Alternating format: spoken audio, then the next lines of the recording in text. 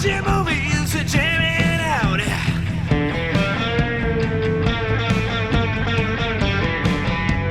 K-Flix 198.4 Fiction Radio. Welcome back to K-Flix Fiction Radio. I'm so excited to talk about the glorious Irish folk and Delta blues and Ryan Coogler's new movie, Sinners. We're all sinners after all, Shawn. We certainly are. Holy cow. This was a movie. Pretty fun, right? Dude, first of all, welcome everyone to our most topical K-Flix episode ever. If you're listening to this when it drops, Yeah. I don't think we've ever covered a movie this close to its release. Oh, God, no way. Very exciting, very exciting. And Shawn, this is a movie that you saw. You told me how great it was. And you told me, hey, there's a bunch of fictional artists, a bunch of fictional music in it. And it's not really marketed that way at all. No, I went to see this movie. There's going to be spoilers in this podcast. So if you haven't seen the movie, do yourself a service, see the movie, then come back and listen to it. Please do not listen to the rest of this episode without seeing it because this leads into what I was actually going to say. You told me that there's not really any mention of all of the music, which there's a ton. Yeah, so much. In the promotional material for this movie. But, Shawn, I have consumed zero promotional material for this movie. I knew not one thing about it going in other than that it had music because you told me so. I only knew that it had vampires in it, so I went in expecting a vampire movie. I didn't know that. And about an hour in, I was like, oh, shit. Yeah, dude, it From Dusk Till Dawn's you hardcore. Yeah, so I didn't know there were vampires, and I was pleasantly surprised by that whole thing. Yeah. Pretty cool, man. Dude, this movie is like every genre in one. You get vampires, you get a little bit of murder mystery, you get period piece, obviously. You get sort of time travel.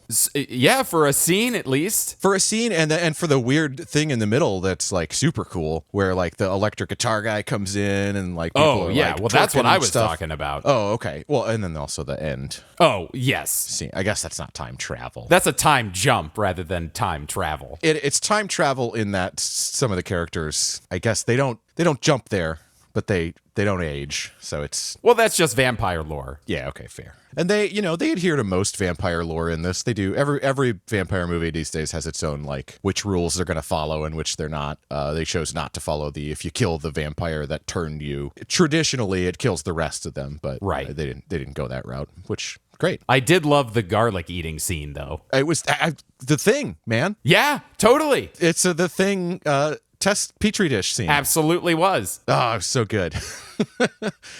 and they did it so well. Like, you're on the edge of your seat because two people, you're like, oh. Yeah, man. They do the tension so well. Yeah. The cutting. Every time someone goes outside the barn and then like you're like, oh, they're about to get got. It cuts way soon. Yeah. Way early away from them. Uh-huh. Like, oh shit. It was a really good movie. Yeah, and, it doesn't overdo anything with the vampires. You only really see him fly, like, 2 times. You see him fly up, coming after Haley Steinfeld, and then you see him, like, sort of fall into frame at the very beginning of his introduction, when he runs up on that cabin. Yeah, and it's not it's not a full-on flight. It's like long jumping. Yeah, it's like a floating, kind of. Moon jumping, anti-gravity. Yeah. Arc, which is, I think that's cool. I think that's a good limit to the vampire's power. If they could just fly, then, Yeah, it's game over. Totally. Man, no bats. No bats. But that's okay. Let What We Do in the Shadows have that one. That's, yeah, no one's going to change into a bat quite like that for some time. I just can't get over how cool it was seeing this, knowing nothing about it going in. Oh, yeah, other than the fictional musician. I mean, I gathered that it was a period thing at some point, but yeah, I didn't know much else. And dude, this movie, to me, has like ties to, gosh, almost everything we've talked about on K-Flix. We just did Oh Brother, Where Art Thou a few weeks ago, set in the 30s during Prohibition. So is this. Idlewild as well. Like, the first scene from this could have been from Idlewild, driving up in that car. Like, it could have been the same car. 100%. But then we get the chain gang singing. That's That's very Oh Brother. Yes. Like I said, a little, if you want to call it that, time travel a la Back to the Future. So many tie-ins to the stuff we've talked about. There's a few that I'm going to withhold because we'll get to later. Yes, of course. I'm just so pleasantly surprised with this film. That's great, man. I also really just loved the humor in the movie. There was a lot of really funny stuff in there. Totally. Yeah. I was laughing a lot in the theater, and not many other people were, but I was laughing pretty hard. Yeah, I was audibly laughing at the end scene. Oh. At Smoke's end scene. Oh my God, I was laughing so hard there. Sort of a Breaking Bad Yeah. take on things. Yeah, it totally was. I'm taking you fuckers with me. Oh, yeah.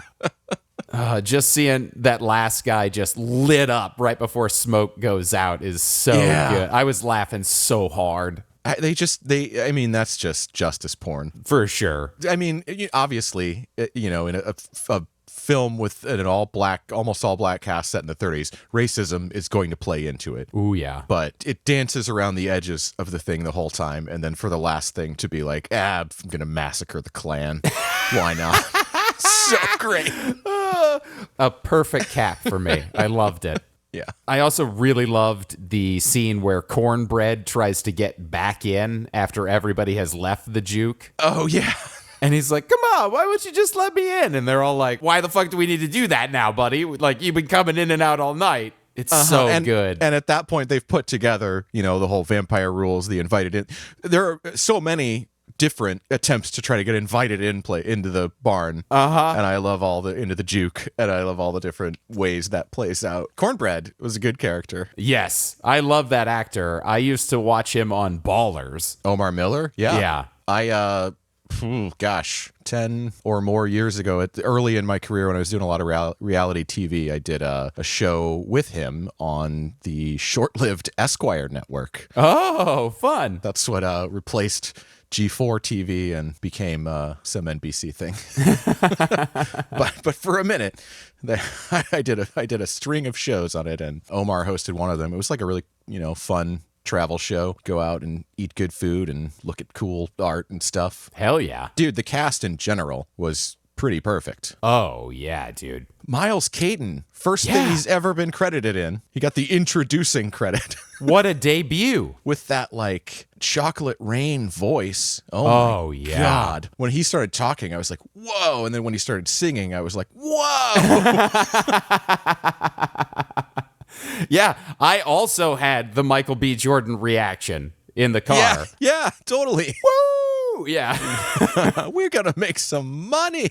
Yeah, man. Michael B. Jordan playing two characters. Really different from anything else he's done. He was outstanding in this movie. He was so good. Yeah, and I think they did a pretty good job. There were a couple scenes where I could tell the unavoidable thing of when you're acting with yourself, it feels a little like you're not really having a conversation, but they worked around that, I think, really, really well. Yes. Just nothing but super positive things to say about this movie. I was so happy. I was thrilled to see Delroy Lindo in this. Yeah. Oh my God. I'm always very happy when he shows up. What would we recognize him from? Delroy is one of those actors that's in everything, man. He's in Get Shorty. He's in Gone in 60 Seconds. He's the main cop that's after Nicolas Cage. Oh, yeah. On the total flip side of Miles, he's like the vet, that you want to get in the movie. Right. Yes. Killer cast. Killer performances. It's the first movie I've seen in a long time that tries to be a lot of things and succeeds at almost every single one of them, And ostensibly, based on some stuff that you sent me, some interviews, this is a personal movie for Ryan Coogler, too, the director. Yeah. But you wouldn't even necessarily know that because it's so layered with historical stuff and horror stuff and all this other just cool elements. Ryan Coogler is a fantastic filmmaker, and I'm just so thrilled that studios are allowing him to tell his original stories. On this one especially, he's taking on that Christopher Nolan role. Yeah. And I say that especially because this one was a highly technical film as well. It was. And he got into some nerdy, IMAX stuff. I was watching some of his IMAX breakdowns, and I was like, holy shit, man. Yeah. It is totally great to see I mean, you said it. To see a studio movie that costs millions and millions of dollars, but is someone's artistic vision. But yeah, we've been so steeped in rehashed comic stuff for so long that it was really refreshing to see an original story. Yeah, really was. So we've gabbed about the movie a whole bunch. I think it's time that we dive into some of the music for this. And there's a lot. So much that we're not going to talk about it all. So there's plenty of stuff for you to experience on your own when you watch this glorious movie. If for some reason you didn't heed my warning and we've already spoiled a lot of the stuff, I apologize for that. I don't. They should have listened. Well, fair. So there are just, in addition to there being a ton of music, there are almost as many artists and sort of performers and writers and everything on this as there are songs. But leading the charge as the composer of the film is Ludwig Göransson. Right. Who is Ryan Coogler's very long time collaborator. And Ludwig's done a bunch outside of working with Ryan Coogler as well. Oh, yeah. He's a heavy hitter. He's got 2 Oscar wins for Black Panther and Oppenheimer, and a 4-time Grammy winner, including Record and Song of the Year for This Is America by Childish Gambino. That's right, yes. And Dustin, how does he know Donald Glover? Oh, well, I assume because he was the composer for Community. That's correct. Yeah. And also, just throw one more thing in here, one more K-Flix fun fact. He composed the score, not the songs, obviously, but the score to Turning Red. He did, yeah. I was going to say that next. Yeah, that was our test episode of K-Flix, which you can listen to right now in our back catalog. We released it last Christmas time. We did a little Christmas present for y'all. Did you say Mandalorian? He also did Mandalorian. People like that one. I did not bring up Mandalorian, but yes, people love that show. Yeah, and it's got a really cool theme song. It does. I mean, this guy is crazy talented. Hey, man, when in doubt, get yourself a Swedish composer, songwriter, producer, whatever you want to call him. Yeah, they really know how to make some killer tunes. Mm-hmm. It's proven itself time and time again. And according to Ludwig, there were 2 big influences on the sound for the music in this movie. Those 2 people being Robert Johnson and Tommy Johnson. Yeah. I was listening to both of those men this week in preparation for the show, and I think that they did a fantastic job capturing the vibe of specifically those 2 guys. Yeah, okay. Yeah, I mean, Robert Johnson, I definitely think of as like the sound of the Delta Blues. Kind of where that's what they're focused on in this. Absolutely. I feel like Miles, in the way that he sounds naturally, does a really good job in capturing the Tommy Johnson delivery on his vocals. Yeah. So to demonstrate that, here is Bye Bye Blues by Tommy Johnson. Bye, bye, bye, baby, bye, bye, hey, bye. Miles has a lot of that sort of vibrato waver in his vocals that Tommy features. Mm-hmm. Now, Tommy Johnson, of course, is the name of the character in Oh Brother, Where Art Thou? Which character? Tommy. Oh, shit. Also based on the Robert Johnson real life.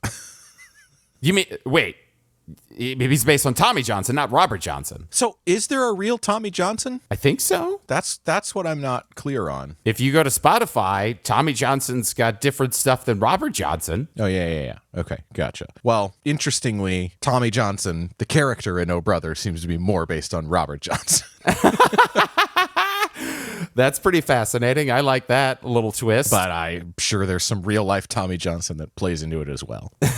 It could be this Tommy Johnson. But I think that the guitar from Sammy in Sinners more comes from Robert Johnson than it does from Tommy Johnson. Oh, okay, sure. And here is Robert Johnson's Ramblin' on My Mind.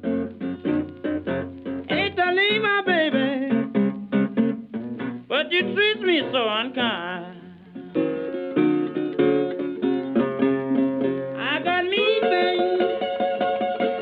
mean things all on my mind. See, it's just got a little bit more action with the guitar here. Yeah, definitely. I mean, Robert Johnson was a mean guitar player.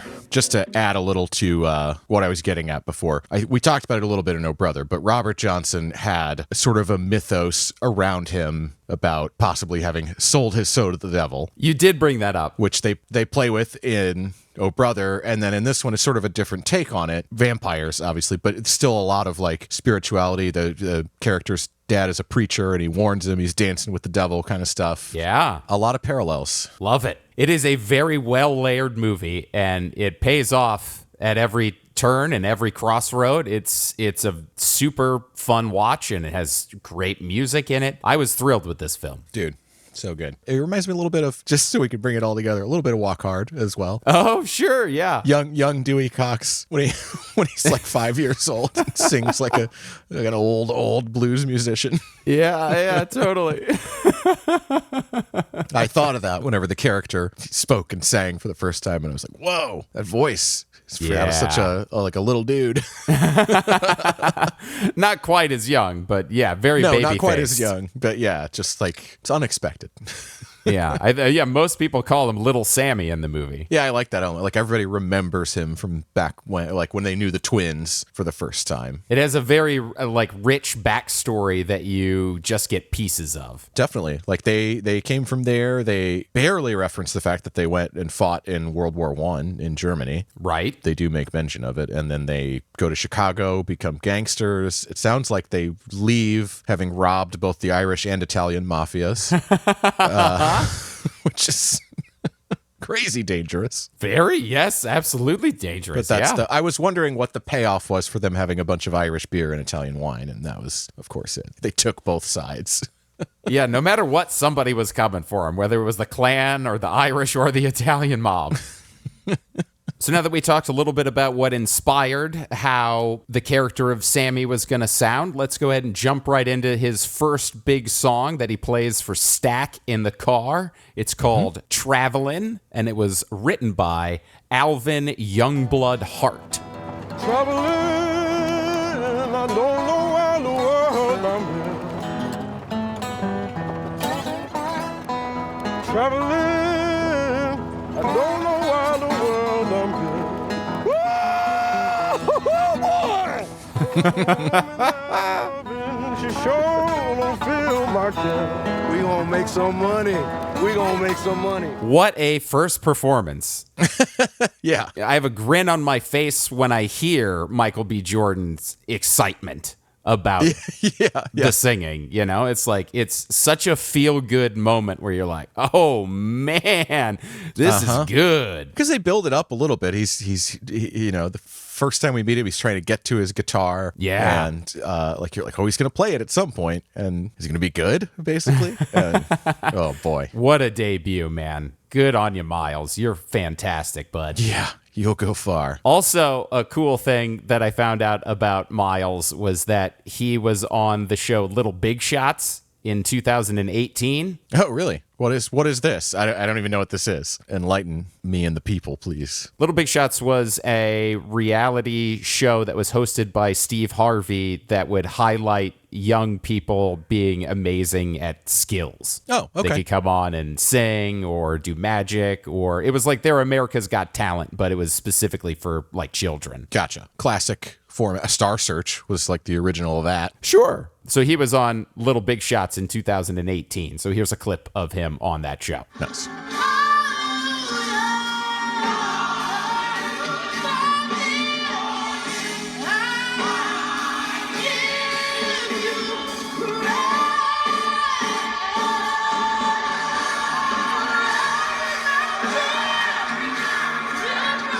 His voice got so much deeper as he aged. Yeah. Which makes sense. I mean, that's what happens when you go through puberty, but... Well, sure, yes.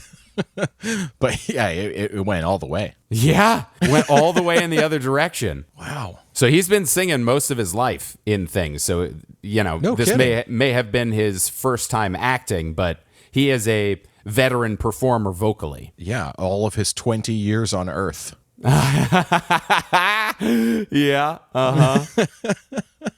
Now, when I introduced this song, I mentioned that it was written by Alvin Youngblood Hart, and I have a song that I want to play from Alvin. It's called Big Mama's Door, and I wanted to play this song because it sort of feels like a sister song to Travelin'. Okay.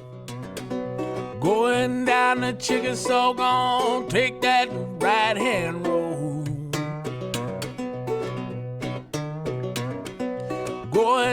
and the chicken so gon' take that right hand road. That I ain't gon' stop till I come up in Big Mama Dome. Nice. Yeah. Some more Delta blues goodness there. Yeah. I've always loved that that picking style. Ooh, yeah. I've always been a Delta blues guy. Like I don't know. I'm not Dan Aykroyd. I don't know enough about the blues to be a blues guy. Yeah. But I would say Dan Aykroyd is like a Chicago blues guy. Sure. Like he's into the northern stuff, which, you know, great stuff too, but like something about that just like acoustic, raw, playing outside sound of Delta blues really works for me. You know how Stack would describe that, Dustin? As the real. The real. Yeah, totally. Yeah. That is what he calls it in the the real. Yeah.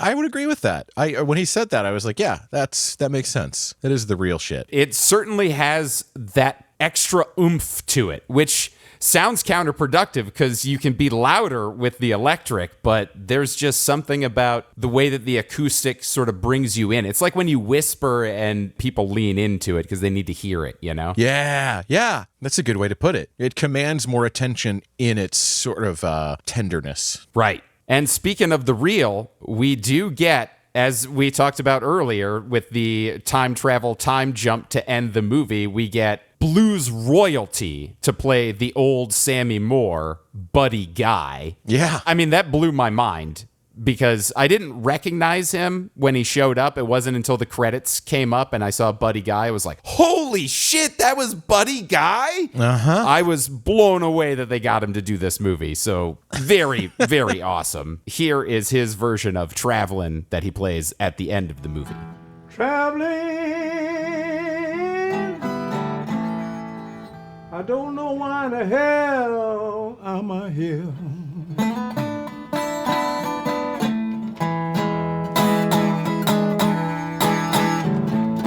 Traveling,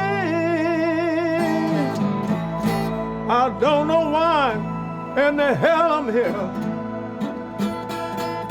Now, we have said very complimentary things about Miles and the way that he sounds and how amazing he fits in the Delta blues vibe and all of that. Mm-hmm. But there is just something about that old voice that just hits so hard. It's what the guys were saying to young Dewey Cox. Yeah, that's true. In Walk Hard, you gotta live the blues. Yeah. Buddy Guy has officially lived the blues. Legendary guitarist, inspiration to just about everyone who's ever played guitar in popular music since. Yeah. Fun fact, Buddy Guy was born in 1936, just 4 years after this movie is set. 1932. That's wild. But yeah, that was a really cool choice to get a blues legend in as the older version of Preacher Boy. A genius move. Definitely the most legendary person on this soundtrack, but there are some other living legends involved in this as well. Yes, there are. Which I think we'll get to. Now, Sammy Moore is not the only fictional musician that we get in this movie, Dustin. That's true. We also get a trio of vampires who are like an Irish folk band. Yeah, that was one of my first big laughs. Yeah. Was shortly after you find out they're vampires, you find out, and they've got an act. Yeah, and they're very musically gifted. But I really love that because they always, like, part of vampire lore is that they sort of hypnotize you, right? And what better way to hypnotize in that period of time than to be sort of a bard that goes around singing? Oh, yeah. It's really fucking smart. Yeah, and they're singing beautiful harmonies and it's sort of like, come join us, harmonize with us, be part of this group. Exactly, yeah. These vampires are very culty. Yes. A lot of times vampires are just like out looking for a meal or whatever. These guys are very like, no, we're building something here and we want you to be part of it. Yes. I mean, we'll kill you anyway, but like we would like it if you wanted to join us. Yes, yeah. Come be part of our community. Yeah. Oh, man. It's so good. And the first song that we see them perform, Pick Poor Robin Clean, is like perfectly creepy and eerie, and it like fits exactly what they want to do if they're let inside of the juke joint. joint. And I just love the way that the song ends, because we don't experience this part of the song in the movie, but it is on the soundtrack where he's like, all right, let's go. And then they just start scatting as they're like going away into the distance. I'm like, oh, fuck, that's so good. Oh, man. It was originally by Geeshie Willie, recorded in 1930. Let's have a listen to a little bit of the original Pick Poor Robin Clean. I pick poor Robin clean. I pick poor Robin clean. I pick his head, pick his feet. I want to pick his body, but Is this also 3 people? So, actually, a small correction. It was originally by Geeshie Willie and L.V. Thomas. Okay. So it's 2 people. And a further correction, 1931. I know that changes it a lot. Oh, man. It's even creepy then. Like, it's still a song about, like, eating someone's flesh off the bone. Yeah. But possibly sung as a predator animal or something, not about a person. But Right? yeah, Wonderful vampire song. it's great. It's a good find. Yeah, and they're just so calm and creepy about it. I loved it. Yeah, they're straight out of A Mighty Wind. Oh, yeah. These guys, they're quite a charming folk group. There should have been a vampire folk group in A Mighty Wind. What We Do in the Shadows, at least the original especially, was it very much that mockumentary style. Right. So maybe someday they can bring it all together. Oh, man, that would be wonderful. So the 3 actors that are playing the vampires and providing their own singing are Jack O'Connell, Lola Kirk, and Peter Dremenes. The 3 of them get another song together, and it is called Wild Mountain Time, Will Ye Go, Lassie Go. And I have been completely enchanted by this song. It's as if the vampires have hypnotized me, because this is the song that they use on Haley Steinfeld's character. Yeah. It is longer than it is in the movie. It has such a beautiful build from where it starts to where it ends. And every time when it gets to, I think it's Peter's last verse and chorus, I'm like legitimately get emotional. It's a very interesting ride that this song takes me on, and I can't really describe why or how. Yeah. Here's a little sample of the end of the song. Will you go, lassie, go? And we'll all go together to a wild mountain time, all around the blooming heather.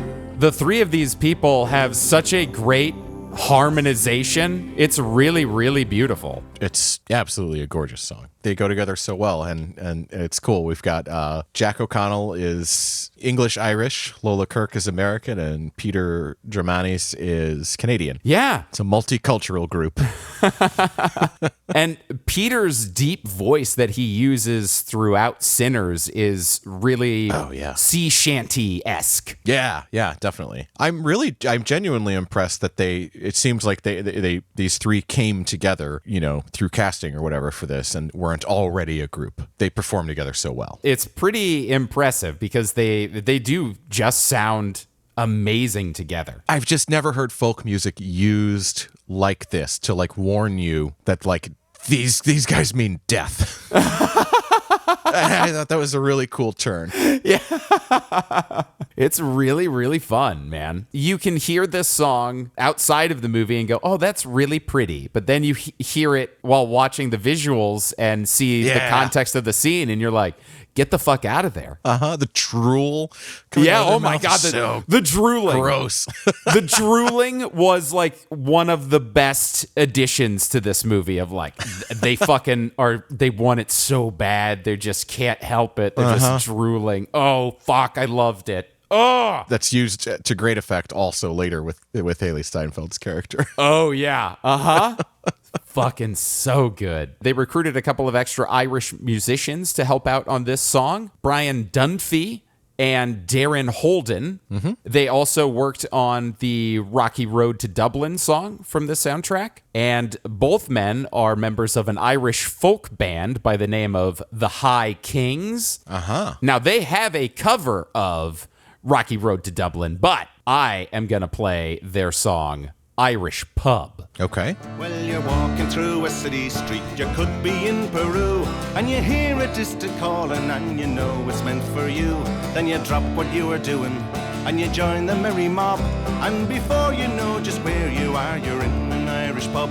They've got one in Honolulu, they've got one in Moscow too. They got 4 of them in Sydney and a couple in Kathmandu. So I wonder if that's true if there are only 4 Irish pubs in Sydney. That seems low. Really quickly, because this is the episode where I reference all the other K-Flicks movies we've talked about, Brian Dunphy's father, Shawn Dunphy, did in fact represent Ireland in the 1967 Eurovision Song Contest. I saw that. Very cool, yeah. It's just everything I came across for this episode, I was like, oh, that relates to a previous episode. Cool. Yeah, I could tie that back. We're good to go.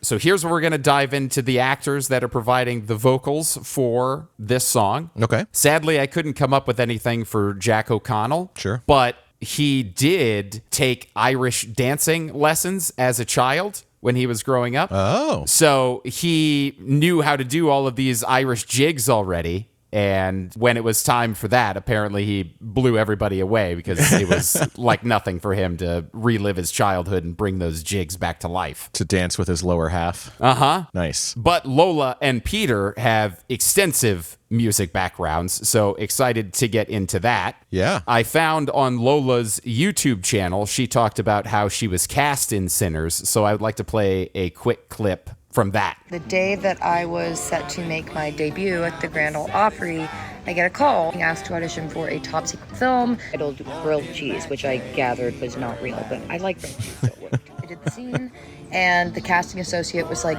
hey, you know you have to sing in this. And I was like, you want me to sing right now?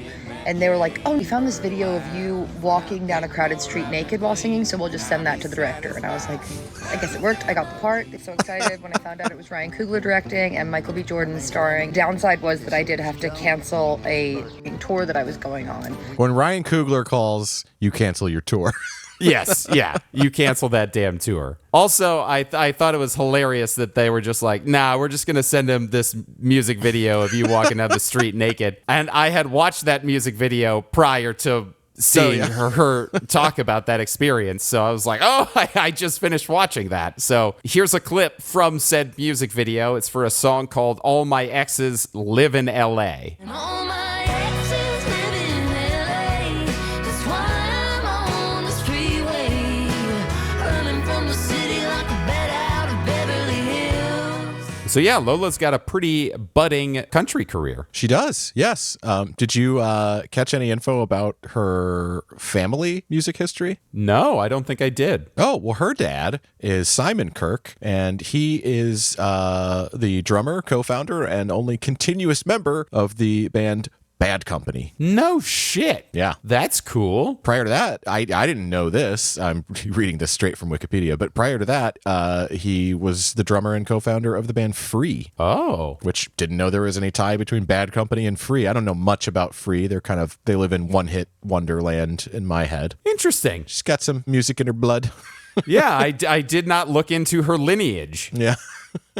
I don't like to judge people on that as much as possible. You know, we live in a world where sometimes people get unfair ups and opportunities. So it's nice to hear someone and go, oh, wow, that was good. And then find out that yes, their parents did this too or something like that. I much prefer that than the other way around. Yeah. Now, I did want to play a different song from Lola, but the story was so good for her getting cast in the movie that I had to go ahead and play All My Exes Live in L.A. But if you want any more, I would strongly recommend you out there, dear listener, to check out her cover of Paula Cole's Where Have All the Cowboys Gone? Oh, nice. It's pretty rad. I'm going to check that out. Love that song. Oh, it's really good. And she adds a chip-choppiness to the vocal structure that I'm a big fan of. Oh, yeah. Now on to Peter. Peter is the lead singer for a band called July Talk. Yeah. But rather than play you a snippet from that band, I would like to play you something from Peter's solo career. Okay. He performs under Peter Dreams, and I want to play this song called Forget Your Name because I think it's awesome. It's like a Twin Peaks meets Jacob Dylan vibe to it. You were standing there at your window, painting over the pain. Should I forget your name?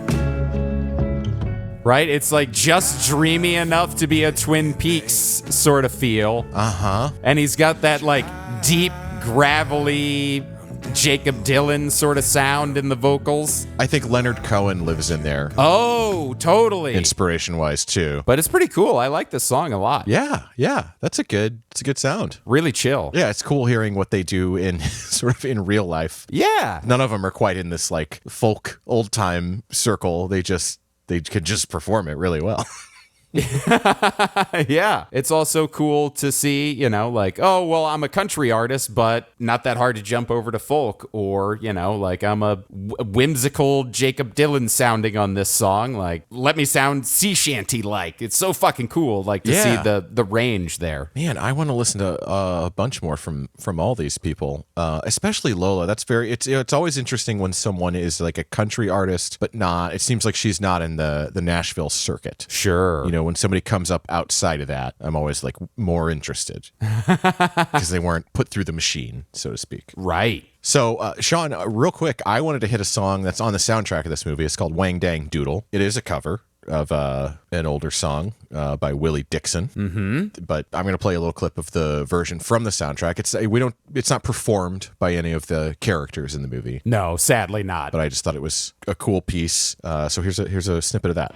Down to that Union Hall, we're gonna romp and trump to midnight. We're gonna fuss and fight till daylight. We're gonna pitch a wang dang doodle all night long. And the reason I wanted to play this is because it totally reminds me of something from the Idlewild soundtrack. Oh, yeah. Down to the all night long there, and the backing vocals sounds like Andre 3000. Like, it sounds like an Outkast song. Yeah, I can totally hear that. That was the one when I heard that, I was like, oh, this is gonna take us into that territory. I love it. Oh, yeah. Sort of old time blues, but modernized a bit in a really fun way. It's almost like, I know that saying these things are not going to make a complete sense, but I feel like you're going to get what I mean of saying like it's like a big band blues. Okay. Yeah. Sure. It just has like all of that extra instrumentations and, with the tambourine going and you got the extra claps, and it just feels like an extra big dancey song, Definitely. Yeah. It feels like what club music must have sounded like. Yeah, a juke joint. 80 years ago. A juke joint. Yeah, it's a juke joint song. I guess the place in Idlewild would have been a juke joint as well. Yeah. Yeah. Anyway, I had to play that because I was like, oh man, that sounds like Outkast almost. That's a great observation. I did not pick up on that, but you're totally right. So anyway, moving on to other songs that are in the film. How about we hit Pale Pale Moon? And I love the artist who does this one. The artist that performs in the movie, or the artist that performs on the soundtrack and co-wrote the song? Sorry, the co-writer. We do get both versions of the song. We get the Brittany Howard version, and we get the Jamie Lawson version. Yes. Brittany Howard is who I was referring to. She's a force in music. Oh my God, yeah. Alabama Shakes have been around for forever at this point and have made just some awesome records. And she's really broken out on her own as a solo artist in the last couple of years, I would say. She has, yeah. Though, to my understanding, I think Alabama Shakes is reuniting. I think I heard that as well, yeah. Which is pretty cool. I don't even know if they ever sort of officially broke up or anything. They just kind of went on a hiatus. Wasn't the thing. Yeah, it wasn't the focus for a while. But yeah, that's cool because I love her music, but I especially loved her in that band. Oh, yeah. She has a fantastic voice. And you're going to hear some in a second, ladies and gentlemen. But first, as always, I try to dive into the actors when they provide their own vocals. So I looked into Jamie Lawson to see what other sort of singing she's done. Another very young performer, so I was not able to find any extra singing from her, which is a shame because she sounds pretty damn great in this song. Oh, pale moon rising over the pines, come Lord away until the sun does rise. Leave the day by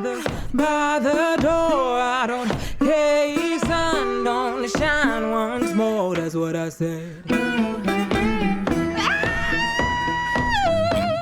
And I love how this song accentuates the scene that we're seeing, because we're experiencing Jamie perform this song at the juke joint while we're also experiencing Smoke having to deal with a situation where somebody's been bladed across the face, and you have Stack dealing with Haley Steinfeld's character of like not knowing that she's about to fucking murder the shit out of him.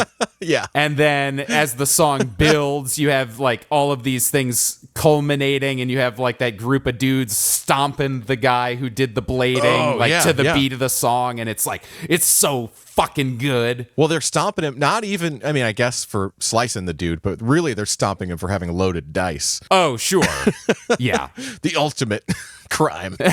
Cheating. He does also try to swipe at Smoke too, so that's extra bad. He puts himself in pretty hot water. Yeah. He does himself no favors. But yeah, I like that scene. That's very just like, the trials and tribulations of running an underground, seedy business with a bunch of booze like this. Booze and gambling. Because you got to deal with that shit. Now, as mentioned, here is the Brittany Howard version of the song. Sweat the way I've been longing to. Nobody gonna tell me nothing. That's what I'm gonna do. That's what I said.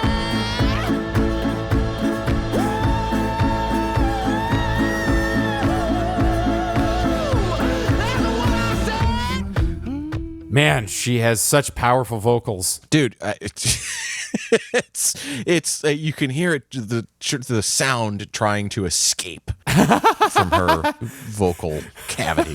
Yeah, this is it's going to be a weird thing to say, and I realize what I'm doing here, but like she sounds like John Lennon a bit on certain Beatles songs where he's really going for it like that. And yes, the Beatles stole black music first. American South music in particular. So I just don't have the correct reference for that, but I'm like, oh wow, yeah, she sounds like Lennon. But yeah, I just love that song. I love that it's an original for the movie. It doesn't sound, that's the coolest thing about the songs that are written specifically for this movie, is that they don't sound like they're new fully. No, not at all. It's so well done. It's never that well done, honestly. No. We've talked about so many songs on this show. This is our technically our 49th episode. Yep. And I've never heard it this well done. It's something, we're always able to call something out that's like, well, there's the conceit for the modern audience, or for because of the modern production or something like that. The only giveaway is how clear, everything sounds like it was recorded in a modern studio. Yes, exactly. But even that, man, they do it just right. Yeah. Well, I think it helps that Ludwig, when he wrote all of these songs, he's using that guitar from the 30s that Sammy is carrying around the whole time in the movie. Nice, really? Yeah, he wrote all of the songs on that guitar. That's awesome. Yeah, it's like a, what do you call that kind of guitar? It's like a hollow body. 1932 Dobro Cyclops resonator guitar. There you go. Dobro, that's actually how I know it. It's like calling a tissue a Kleenex. They often just call that a Dobro. Those are cool, versatile instruments. I sometimes you see people playing them laying flat, almost like a slide guitar style. Yeah. You actually have it on like a little stand and play it that way. So versatile guitar. Sounds great. Oh my God, it sounds amazing. So I think that's just going to leave us with the big song from the movie. It is such a cool performance inside of the film. Yeah. It's the actual time travel sort of scene that we referenced earlier, where it goes through different generations of the past and into the future and combines all of these amazing styles into one. It's like the visual representations for each one of the styles is so cool inside of the scene. Oh, it's so neat. Like, this was the apex of like the movie expanding for me. Yeah. Because everything leading up to this was like, oh my God, it's this and it's this and it's vampires and it's all these different things in one done so beautifully. And then when it got to this, I was like, oh shit, there's like modern club stuff going on. Yeah, man. Apparently the sequence took around 2 months of planning for them to do. Holy cow. I bet, dude, I was thinking about it during this. The choreography must have been insane Yeah. I don't know how you do it because like what did they play on set? Which part of the music, and I think there's dialogue in it, so there's some of it where they had to do it silently, I'm sure. Ludwig was saying that he was doing a live DJ on set kind of a deal, and it felt like a live performance for an audience. That's cool. I've never heard of the composer showing up on set. Yeah. they really do go back, these two. Yeah, they're legitimate buds, you know? That's awesome. So here is a clip from I Lied to You. Something I've been wanting to tell you for a long time. It might hurt you. Hope you don't lose your mind. Well, I was just a boy, about 8 years old. You threw me a Bible on that Mississippi road. See, I love you, Papa. You did all you could do. And they say the truth hurts, so I lied to you. Yes, I lied to you. I love the blues. Now that song just sounds like a blues tune, but I promise you, if you have not heard this song, it expands to crazy levels. It sure does, yeah. I also have a live version performed by Miles and Ludwig. Oh, cool. Well, somebody take me in your arms tonight. Well, all right, come on. Will somebody take me in your arms tonight? Man, I hope that he has just a beautiful career. Oh, yeah, dude. His future is bright. I will say that. Yeah. So, did you look into the writers for this song, Dustin? No. This is another original for the movie. Ludwig is one of the co-writers. I knew that, yeah. And there was one other person. His name is Raphael Sadiq. Uh-huh. And I have a clip of Ludwig telling Ryan Coogler how he and Raphael wrote this song. Great. It is from a Proximity Media interview on YouTube. We started playing guitars together, guitar tune in D, and he came up with this riff, and it was really fun to play. It's like a really fun guitar riff to play. And then he was like, "Hey, man, I have this idea of a blues song. I've had it my whole life." Oh yeah, I remember this. I've had it my whole life. Bro. And it's been on my mind a lot lately. But I've this concept of I lied to you. And then it just perfectly fits. Exactly what the movie is about. That's crazy. Yeah. That's just insane. That it's you pick the perfect person for the song. The chances of that are so slim. Yeah, yeah. And for that person, Raphael Sadiq, you didn't Google it after I said it. Don't do it now. Okay. You didn't look? No. I've heard his name before. Among other things, he's a well-known and renowned songwriter and music producer for all kinds of people. But I'm going to focus on the silliest aspect that I can because I'm me, Dustin. He's a co-founding member of Tony.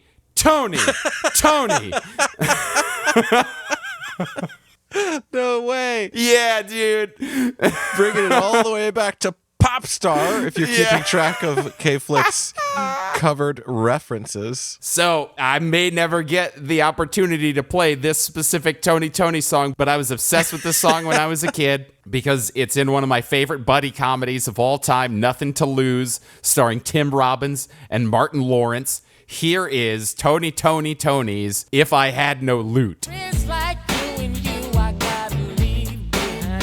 And I'm saying, It's got a thing I love. I don't know what to call this. I don't have a catchy name like Chip Choppy, like your favorite thing. But it's something that I recognize from, like, say, for example, the song All for Love by Color Me Bad. Ooh. That a lot of groups did around this time, where it's got really round bass. Oh, yeah. I know what you're talking about. Almost like there's a horn playing it. There's not. Yeah. But it's got that feeling. And it's a good sauce for me. I'll eat that up. Hell yeah. Oh man, when I saw that he was a co-founder of Tony, I was like, oh, this is the shit right here. That's great. I'm glad you didn't catch that. That's awesome. So there's no better way to wind it down, Dustin. I got to ask the normal question. If any of the musical artists were real from this movie, whether it be the Irish folk vampires or Sammy Moore or Delta Slim, played by Delroy Lindo, would you listen to them if they were creating music for our reality? Let's see. I'm going to go through these one by one. Yes, and yes. Yeah. I'm so into this soundtrack. I'm so into this movie. I'm so glad I got to see it. I'm so glad we got to talk about it while it's, still taking the world by storm. Yeah. I absolutely adore this thing. I can't wait to watch it again. I can't wait to listen to this soundtrack more. I love it all. Awesome, man. I am a big fan of you digging this property. I had a blast when I saw it a couple of weeks ago. I had a blast when I saw it again in preparation for the show. I saw it twice already. It's super fun both times. I would listen to all of this music if they were making more of it, and I'm certainly going to continue to listen to the soundtrack because it is outstanding. Yeah. And we have another outstanding soundtrack coming up next week. We're going to be doing Scott Pilgrim versus the World, and that's going to be our summer break episode, everyone. We're going to go on a little mini release break, but don't worry, we're going to come back in August. Oh yeah, we'll be back soon enough. We will leave you with 50 episodes to catch up on if you're not caught up. Yeah. There's plenty of K-Flicks out there. We just we need to take a little time and reset. We've been doing this for over a year now, Shawn. Yeah, I know. Pretty crazy, man. It's become quite the machine. It's been so much fun, but it's a ton of work, especially for you editing every single episode. So we're not even really taking a break. We're gonna spend the summer recording all kinds of new stuff for you guys. That's very true. Yes, it's just a break in the release schedule, but we're going out with a bang because Scott Pilgrim versus the World is such a great movie with amazing music in it. Yeah, it's full of music too. Yeah, I'm super excited for that one. So if you had fun this week like Dustin and I did, please give us a rating and review on whatever platform you're currently listening to this on. If it happens to be YouTube, give us a like and subscribe. And find us online at fictionradiopod.com and contact us at fictionradiopod@gmail.com. See you next week for Scott Pilgrim versus the World. Watching movies, jamming out.